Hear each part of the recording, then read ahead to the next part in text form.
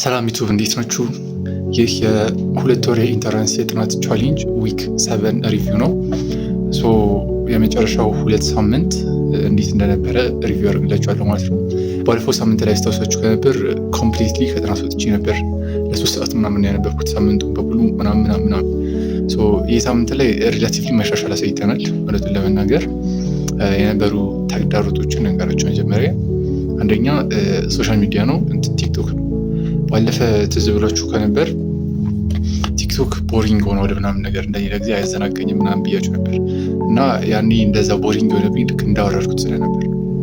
አሁን ግን የሆነ አልጎሪዝሙ በደንብ ስቴብል እየሆነ መጥቶ እኔ የምወዳቸው አይነት ነገሮችን እያመጣልኝ አለ አይደል። አሁን ትንሽ ይሄኛው ሳምንት ላይ በተለይ በጣም አፌክት አድርጎኝ ነበር ቲክቶክ እና ደግሞ ይሄ የሁለት ወር ቻሌንጅ ስጀምር ሌት አነባለሁ ምናምን ብዬ ነበር። አስታውሳችሁ ከነበር ሌት እነሳለሁ ሌት ወይም ደግሞ ቆይቶ ማንበብ ያናክል እንትን ባልልም ግን ያናክል ባልደግፈውም ቀን በትክክል ማንበብ ይሻላል ብዬ ባምንም ካለኝ ጊዜ አንጻር ምናምን ብዬ አስቤ ነበር። ነገር ግን እስካሁን እንግዲህ ሌት የተነሳሁኝ አይደለም ማለት ነው። አሁንም ይህም ሳምንት ላይ አልተነሳሁም። ምክንያቱም ደግሞ ከአራት ሰዓት በኋላ ሁሌም ከስልኬ ጋር ነኝ እና እንደ ተግዳሮት ይህ ሳምንት ላይ የምለው ነገር ቢኖር ከመተኛቴ በፊት ስልክ መነካካት፣ ዩቱብ ሾርት ምናምን ነገር ያ ነበር ማለት ነው። ይህ ሳምንት ላይ እንደ ቻሌንጅ የምቆጥረው ነገር የተሻሻለ ብዬ ማስበው ያላነበብኩበት ቀን የለም ከአርብ በስተቀር።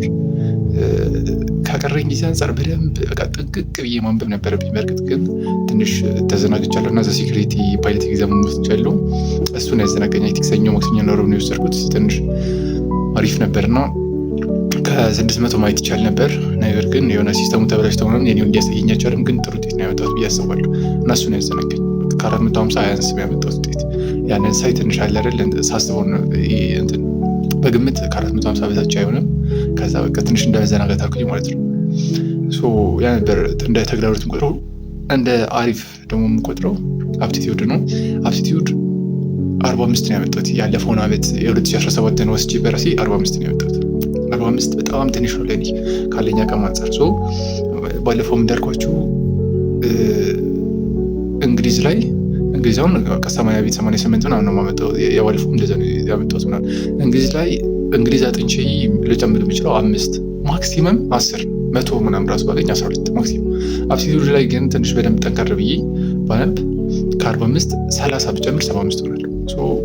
ለውጥ ማምጣት የምችለው አፕቲቲዩድ ላይ ነው ብዬ ስላመንኩኝ፣ እኔ ደግሞ ስለማይከብደኝ የሆነ መፋለጥ ስለማይሆንብኝ አፕቲቲዩድ እጀምራለሁ እያልኩኝ እስካሁን አልጀመርኩም ነበር። ይሄኛው ሳምንት ላይ ግን ጀምሬያለሁ እና አፕቲቲዩድ አሪፍ ላይ እንደ ጥሩ ነው የማየው እና ማትስ እና ፊዚክስ ላይ እያተኮርኩኝ ነው። ኬሚስትሪ፣ ባዮሎጂ እና እንግሊዝ ደግሞ ትንሽ ትኩረት የሰጧቸው ነው። ምንም አላነበብኩኝም ይሄኛው ሳምንት ላይ ሆነትን ለመናገር። የቀጣይ ሳምንት ቅሪ ምድረው የሚሆነው ሰኞ፣ ማክሰኞ እና ሮብ ፓይለት ኤግዛም ወስዳለሁ። ከዛ ያመጣሁትን ውጤት በትክክል እነግራቸዋለሁ ማለት ነው። ብዙ ጊዜ ጓደኞችን ስጠይቃቸው ምናምን ነገር ፓይለት ኤግዛም የወሰዱ አምና ላይ እየተፈተኑና ፓይለት ኤግዛም የወሰዱ ጓደኞችን ስጠይቃቸው የኢንተርናንስ ውጤታቸውና የፓይለት ኤግዛም ውጤታቸው ተቀራራቢ ነው። በደንብ ይፈትሽኛል ብዬ ስለማስብ ፓይለት ኤግዛምን እወስዳለሁ ማለት ነው። ሰኞ፣ ማክሰኞ እና ሮብ። ከዛ በኋላ ደግሞ አፕቲቲዩድ፣ ፊዚክስ፣ ማትስ በደንብ ትኩረት አድርጌ አነባለሁ። ከዛ በኋላ እንትን ባዮሎጂ አይ ቲንክ ባዮሎጂ እንትን ማለት እሞክራለሁ። ባዮሎጂ ትንሽ ከልስ ለማድረግ እሞክራለሁ። የ12ኛ ክላስ አሪፍ እንትን በኮንሴፕት ደረጃ ስለያዝኩት ዝም ብዬ ለማስታወስ ያክል አየት ማድረግ ብቻ ነው የሚጠበቅብኝ።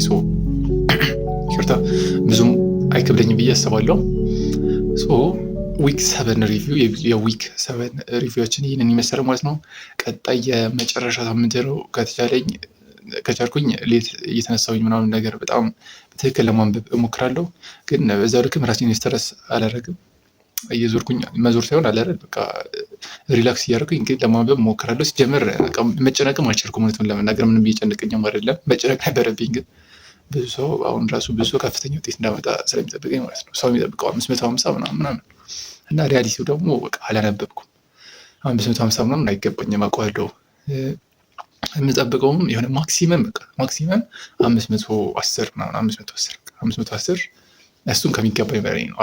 480 እስከ 500 ባለው ካመጣሁ ያ በያጠናሁት ልክ ነው እላለሁ ብዬ አስባለሁ። ቀጣይ ሳምንት የመጨረሻ ሳምንት ይሆናል። በተቻለኝ አቅም ለማንበብ እሞክራለሁ እና የቀጣይ ሳምንት ቪዲዮ የምለቀው ደግሞ ምናልባት ዓርብ ሊሆን ይችላል። ቀዳሚ የምንሄድ ከሆነ ፈርስት ራውንድ ከሆነ ማለት ነው። ስለዚህ ይሄ ዊክ ይህንን ይመስል ነበር። የ12ኛ ክላስ ተማሪዎች ከሆናችሁ ነው ወይም ደግሞ የዚህ የ2 ወር የጥናት ቻሌንጅ ምን ያክል አንድ ሰው ሊለውጥ እንደሚችል በ2 ወር ምን ያክል አንድ ሰው ሊለውጥ እንደሚችል ማወቅ የምትፈልጉ ከሆነ ውጤቱን ማየት የምትፈልጉ ከሆነ ይህንን ቻናል ሰብስክራይብ ማድረግ ትችላላችሁ። ቴንኪው